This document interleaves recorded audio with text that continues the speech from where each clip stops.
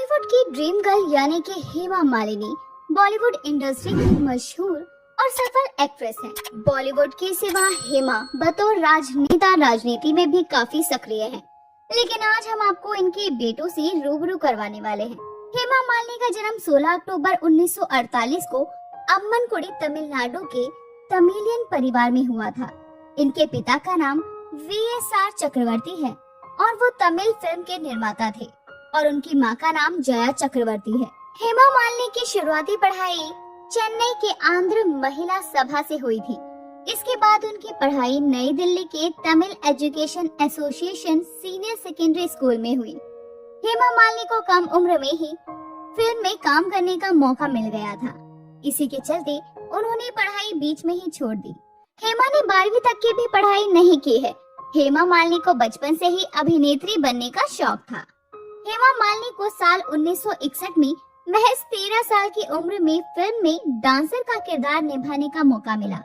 इस रोल के बाद उन्होंने फिल्मों में ही अपना करियर देख लिया था, लेकिन शुरू में उन्हें काफी संघर्ष करना पड़ा था। अपने डेब्यू से पहले साल 1964 में हेमा मालिनी को एक तमिल फिल्म डायरेक्टर ने ये कहकर रिजेक्ट कर दिया था कि वो काफी पतली हैं। इसके बाद हेमा को साल 1968 में मशहूर अभिनेता राज कपूर के साथ फिल्म सपनों का सौदागर से अभिनय में डेब्यू करने का मौका मिला। ये फिल्म बॉक्स ऑफिस पर असफल रही, लेकिन अभिनेत्री के रूप में हेमा मालिनी को दर्शकों ने खूब पसंद किया। इस फिल्म के बाद हेमा मालिनी ने कभी भी पीछे मुड़कर नहीं देखा और उन्होंने एक से बढ़कर एक बॉलीवुड की फिल्में की। हेमा मालिनी की साल 1970 में आई फिल्म जॉनी मेरा नाम खूब सफलता हासिल कर गई। इसमें हेमा के साथ अभिनेता देवानंद मुख्य भूमिका में थे। इसके बाद साल 1971 में राजेश खन्ना के साथ हेमा रमेश सिप्पी की फिल्म अंदाज में नजर आई। इस फिल्म से हेमा को बड़े ब्रेक मिलने लगे। इसके बाद साल 1972 में हेमा मालिनी को रमेश सिप्पी की ही फिल्म सीता और गीता में देखा गया और वो उनके अभिनय करियर के लिए मील का पत्थर साबित हुई। इस फिल्म में हेमा के साथ धर्मेंद्र नजर आए थे। पर्दे पर हेमा और धर्मेंद्र की जोड़ी काफी हिट रही और कई फिल्मों में देखने को मिली थी। हेमा ने अपने करियर में ड्रीम गर्ल्स, सत्ते पर सत्ता, आसपास, प्रतिज्ञा, रजिया सुल्तान, अली बाबा और 40 चोर, बगावत, आतंक, द बर्निंग ट्रेन, दोस्त, शोले, सन्यासी, धर्मात्मा, खुशबू और प्रतिज्ञा जैसी कई हिट फिल्मों में काम किया। हेमा ने बॉलीवुड में कई दशक तक अपनी एक्टिंग और खूबसूरती का जलवा बिखेरा था। हेमा ने सुपरस्टार राजेश खन्ना के साथ 10 हिट फिल्में दी।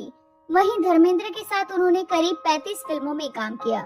हेमा मालिनी एक शानदार अभिनेत्री होने के साथ साथ शानदार क्लासिकल डांसर भी हैं।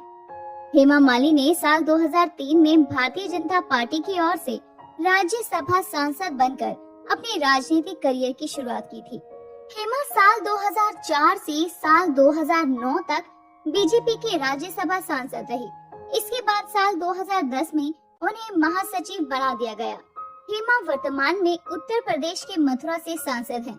बॉलीवुड की ड्रीम गर्ल ने साल 1980 में शादीशुदा धर्मेंद्र से शादी की। हेमा मालिनी से पहले धर्मेंद्र ने साल 1954 में प्रकाश कौर से शादी की थी। धर्मेंद्र ने पहली पत्नी को तलाक दिए बिना ही हेमा से दूसरी शादी करने के लिए इस्लाम को कबूल किया था। हेमा और धर्मेंद्र की 2 बेटियां हैं, ईशा देओल और अहाना देओल। ईशा देओल को बॉलीवुड की गिनी चुनी फिल्मों में ही देखा गया है, जिसमें नो एंट्री, प्यारे मोहन, धूम, ना तुम जानो ना हम जैसी फिल्में शामिल हैं। हालांकि ईशा बॉलीवुड में कुछ खास कमाल दिखा ही नहीं पाई। जैसा कि हमने आपको बताया कि हेमा मालिनी की 2 बेटियां हैं और उनका कोई बेटा नहीं है, लेकिन उनके 2 सौतेले बेटे यानी कि धर्मेंद्र की पहली पत्नी प्रकाश कौर से धर्मेंद्र को 2 बेटे हैं, सनी देओल और बॉबी देओल, जो कि हेमा मालिनी को अपनी मां मानते हैं। हालांकि शुरुआत में उन्होंने हेमा को अपनी मां का दर्जा देने से साफ इनकार कर दिया था, लेकिन समय के साथ उन्होंने हेमा मालिनी के साथ उनकी दोनों बेटियों को भी अपना लिया है और आज उनका परिवार खुशहाल परिवार है। खैर, हमें ये बताने की जरूरत नहीं होगी कि बॉबी देओल और सनी देओल हिंदी सिनेमा के जाने माने अभिनेता हैं, जिन्होंने 80-90 के दशक में एक से बढ़कर एक फिल्मों में काम किया है और वर्तमान में तो सनी पाजी की गदर धूम मचा ही रही है। तो दोस्तों अभी के लिए बस इतना ही, मिलते हैं अगली वीडियो में, तब तक अपना ध्यान रखिए, बाय बाय।